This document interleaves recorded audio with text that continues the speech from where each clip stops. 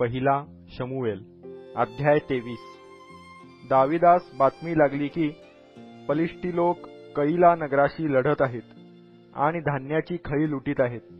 तेव्हा दाविदाने परमेश्वरास विचारिले, मी जाऊन ह्या फलिष्ट्यावर मारा करू काय?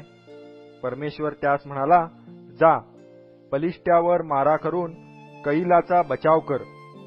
दाविदाचे लोक त्यास म्हणाले, पहा, येथे यहुदात जर आम्हास भीती आहे, तर फलिष्ट्यांच्या सैन्यावर आम्ही कईलाकडे चालून गेलो तर मग काय पुसावे? दाविदाने परमेश्वरापाशी पुन्हा प्रश्न केला। तेव्हा परमेश्वराने त्यास सांगितले, कमर बांधून कईलास जा, मी फलिष्ट्यास तुझ्या हाती देतो। मग दावीद व त्याचे लोक कईलास गेले। त्यांनी फलिष्ट्यांशी युद्ध करून त्यांची गुरेढोरे हाकून आणली आणि त्यांची मोठी कत्तल केली। या प्रकारे दाविदाने कईला येथील रहिवाशांचे रक्षण केले। अहिमलेखाचा पुत्र अब्याथार हा कईला येथे दाविदाकडे पळून गेला, तेव्हा तो हाती एफोद घेऊन गेला होता। दावीद कईला येथे गेला हे कोणी शौलास कळविले, तेव्हा तो म्हणाला, आता देवाने त्यास माझ्या हाती दिले आहे, कारण दरवाजे व अडसर असलेल्या नगरात जाऊन तो आयताच कोंडला आहे। तेव्हा कईलास जाऊन दाविदास व त्याच्या लोकांस घेरावे म्हणून शौलाने आपल्या सर्व लोकांस युद्धास बोलाविले। शौल आपला नाश करण्याची मसलत करीत आहे हे दाविदास समजले, तेव्हा तो अब्याथार याजकास म्हणाला, एफोद इकडे आण। त्या समयी दावीद म्हणाला, हे परमेश्वरा, इस्रायेलाच्या देवा, शौल माझ्यामुळे कईला नगराचा नाश करण्यासाठी येऊ पाहत आहे। हे वर्तमान तुझ्या दासाने तरी नक्की ऐकले आहे। कईला येथले लोक मला शौलाच्या हाती देतील काय? तुझ्या दासाच्या कानावर आले आहे, त्याप्रमाणे शौलाचे येणे होईल काय? हे परमेश्वरा, इस्रायेलाच्या देवा, तुझी मी विनवणी करीत आहे, तुझ्या दासाला काय ते सांग। परमेश्वर म्हणाला, तो येईल। दाविदाने विचारिले, कईलाचे लोक मला व माझ्या लोकांना शौलाच्या हाती देतील काय? परमेश्वर म्हणाला, होय, देतील। तेव्हा दावीद व त्याचे सुमारे 600 लोक कईलातून निघून वाट फुटेल तिकडे गेले। दावीद कईलाहून निसटून गेला हे शौलास कोणी सांगितले, तेव्हा त्याने निघण्याचे रहित केले। मग दावीद रानातील गड्यात राहू लागला। तो जीफ नावाच्या रानातील पहाडी प्रदेशात राहिला। शौल त्याचा शोध नित्य करीत असे, पण देवाने त्यास त्याच्या हाती लागू दिले नाही। दाविदास कळून चुकले होते की शौल आपला प्राण घेण्यास निघाला आहे। दावीद जीफ नावाच्या रानात एका उंचवट्यावरील झाडीत राहिला होता। तेव्हा शौलाचा पुत्र योनाथान हा निघून दाविदाकडे त्या उंचवट्यावरील झाडीत गेला।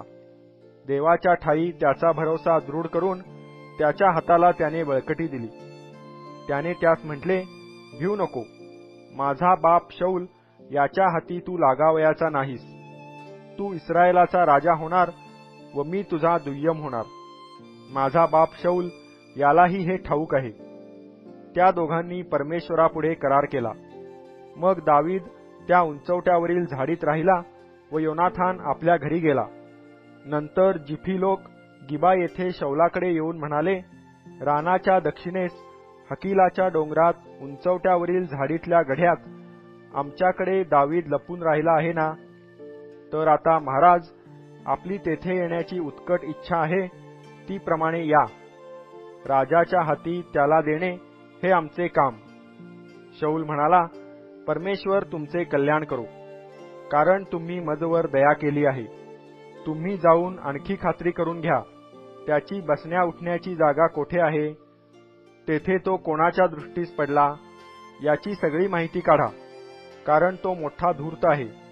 तो कोणकोणत्या जागी दडी मारून असतो, त्या सगळ्या जागांची माहिती काढून अवश्य परत या, म्हणजे मी तुम्हाबरोबर परत येईन। तो या देशात कोठेही असला तरी मी या यहुदाच्या हजारो लोकातून त्याला हुडकून काढीन। मग ते निघून शौलाच्या अगोदर जीफ येथे गेले। पण दावीद व त्याचे लोक रानाच्या दक्षिणेस अराबात मावोनाचे अरण्य आहे तेथल्या मैदानात होते। शौल आपले लोक बरोबर घेऊन त्याच्या शोधास गेला. ही बातमी दाविदास समजली तेव्हा तो खडकाळीतून उतरून मावोनाच्या रानात जाऊन राहिला. हे शाऊलास समजले तेव्हा त्याने मावोनाच्या रानात दाविदाचा पाठलाग केला. शाऊल डोंगराच्या ह्या बाजूने चालला आणि दावीद व त्याचे लोक डोंगराच्या त्या बाजूने चालले.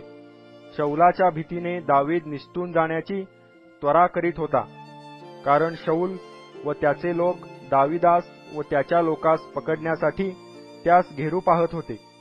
इतक्यात एका जासुदाने शाऊलास येऊन सांगितले, चला त्वरा करा, कारण फलिष्त्यांनी देशावर स्वारी केली आहे. तेव्हा शाऊल दाविदाचा पाठलाग करण्याचे सोडून फलिष्त्यांशी सामना करण्यास गेला. म्हणून त्या ठिकाणाचे नाव सेला हम्मालकोत, निसटून जाण्याचा खडक, असे पडले. दावीद तेथून निघून एन गेदीच्या गड्यात राहू लागला.